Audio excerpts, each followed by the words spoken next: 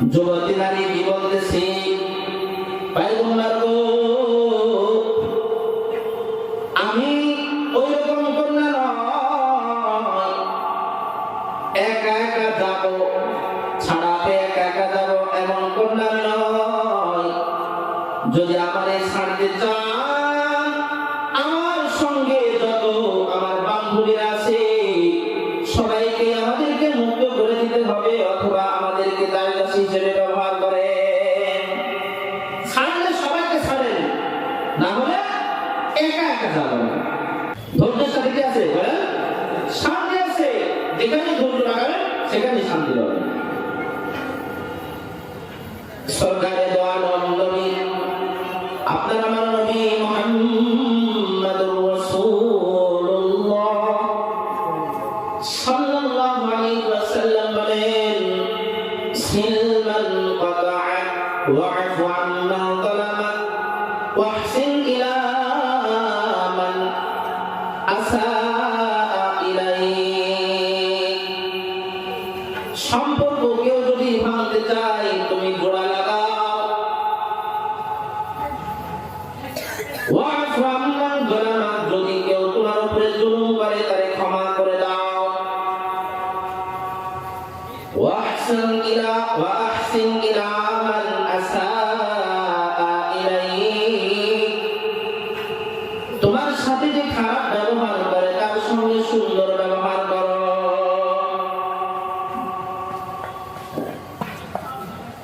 বিবি খারাপ ব্যবহার করেছে, একটু ধৈর্য ধরে সুন্দর ব্যবহার করে।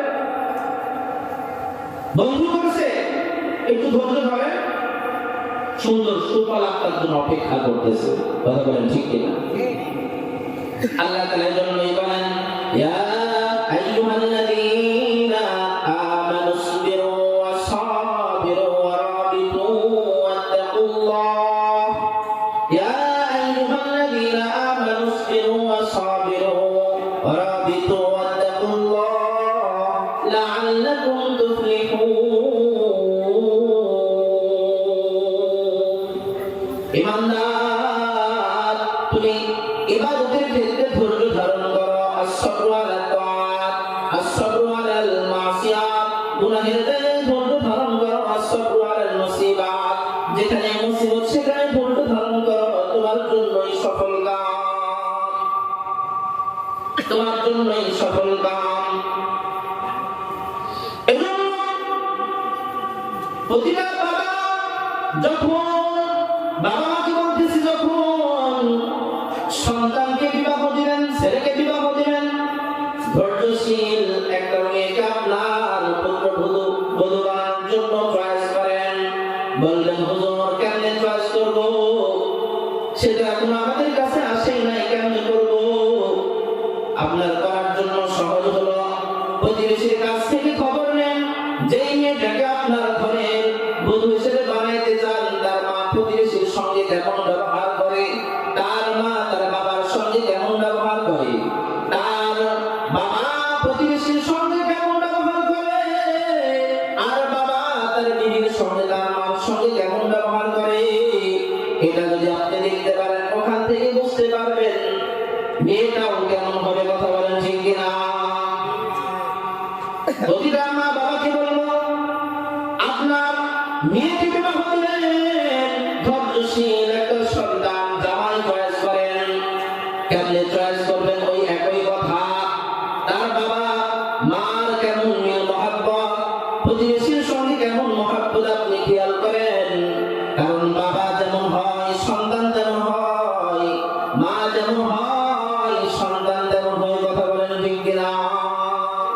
ফার্সিতে একটা কথা আছে, পেছারে নমুনা পেদারাস, মা বাবা যেমন হবে সন্তান তেমন হবে। ওই গুণ তার মধ্যে থাকবে, ওই গুণ তেমন থাকবে। আল্লাহর রাসূল সরকারে দো আলম নবী হঠাৎ সরকারে দো আলম নবীর কাছে বন্দী হয়ে একদল মহিলা আসছে, কিন্তু যেহেতু বেদুইন মুসলমান নয়, বন্দী হয়ে রাসূলের কাছে আসছেন। দেখেন, বা সন্তান যেমন হয়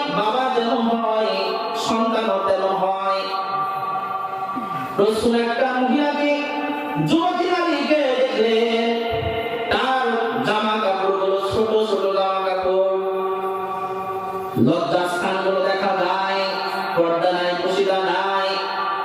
এমন নারী এই সমাজে আছে না নাই? ধনী লোকের সব জায়গায় টাকা বেশি বেশি খরচ হয়, কিন্তু কাপড় পেলা কেনার সময় নাই। আল্লাহর রাসূল দেখি নিজের চক্ষুকে নিচের দিকে তাকাইলেন, নিচের দিকে করলেন। আল্লাহর রাসূল পয়গম্বর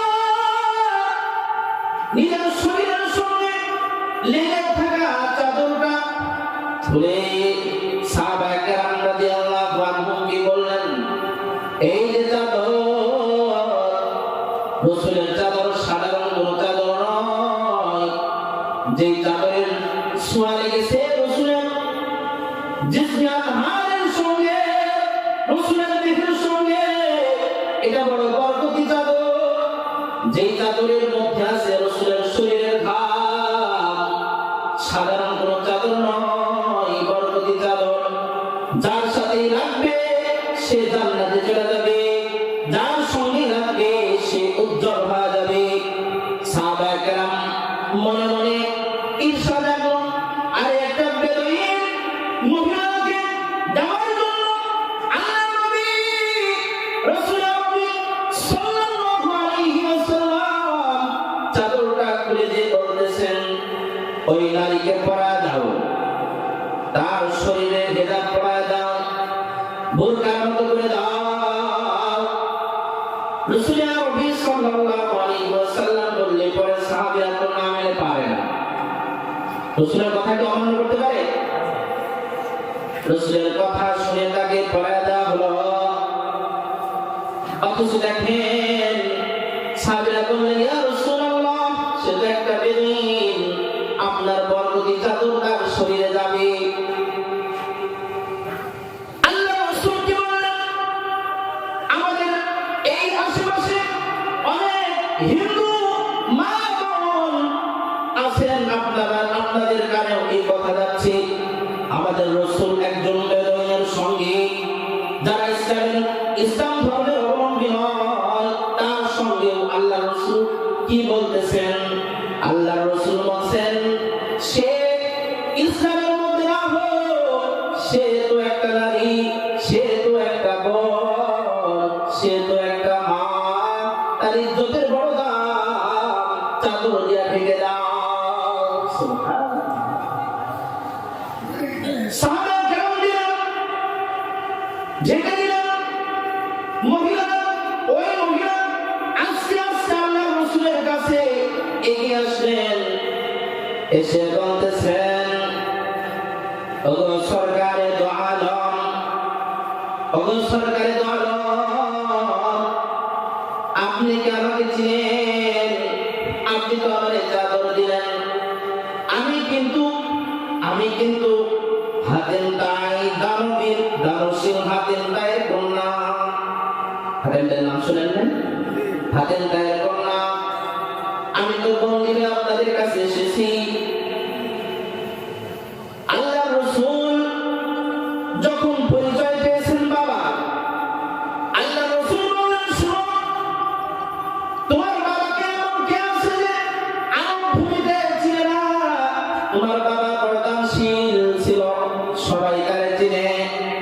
তোমার বাবার সুনাম সুখ্যাতি আছে, এই কারণে যাও, তোমারে আমি খালাস করে দিলাম, বন্দি করবো না, জেলখানায় ঢুকাইব না, যাও, তোমাকে মুক্তি দেয়া দিলাম। সাহাবীরা ধরে আনছেন, বন্দি করছেন, কিন্তু রাসূল কি বলছেন? তোমার বাবা ভালো ছিল, দানশীল, তোমারে ছেড়ে দিলাম, তোমারে মুক্ত করে দিলাম। সম্মানিত উপস্থিতি, এবার যুবতী নারী কি বলতেছি, পয়গম্বর গো,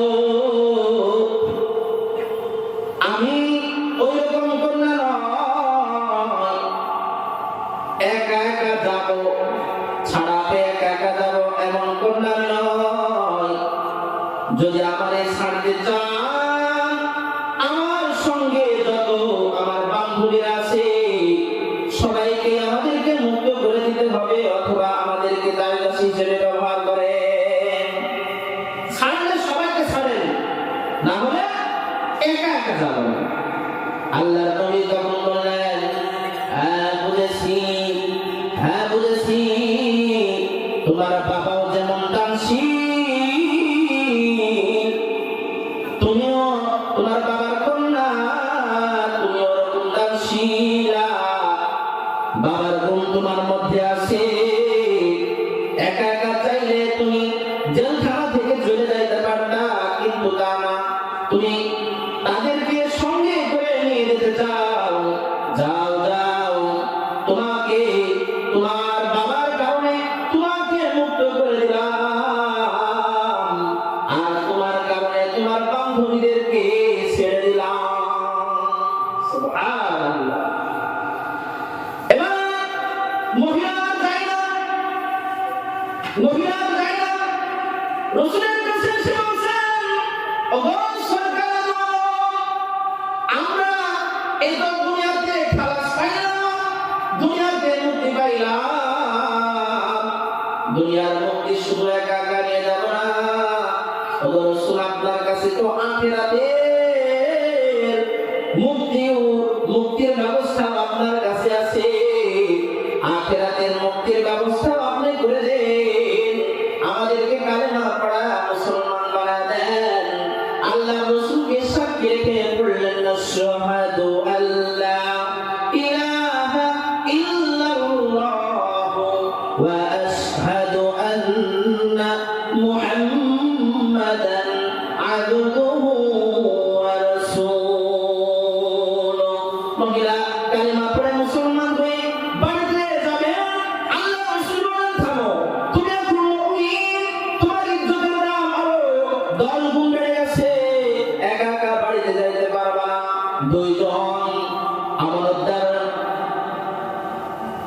দুইজন আমানতদার সাহাবীকে সাথে দিয়ে কি করলেন, বাড়িতে পাঠিয়ে দিলেন। তারপরে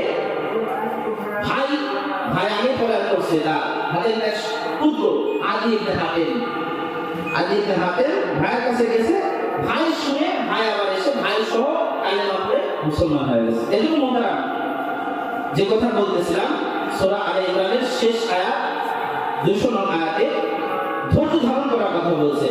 ধৈর্যের মতো থেকে স্বামী স্ত্রীর যে বন্ধন, এখানে আমাদের ধৈর্যের পরিচয়টা বেশি দরকার।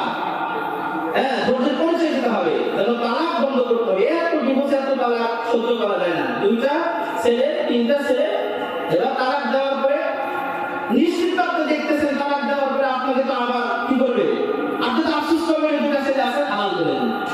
এই চিন্তাটা আগে করা দরকার। আল্লাহ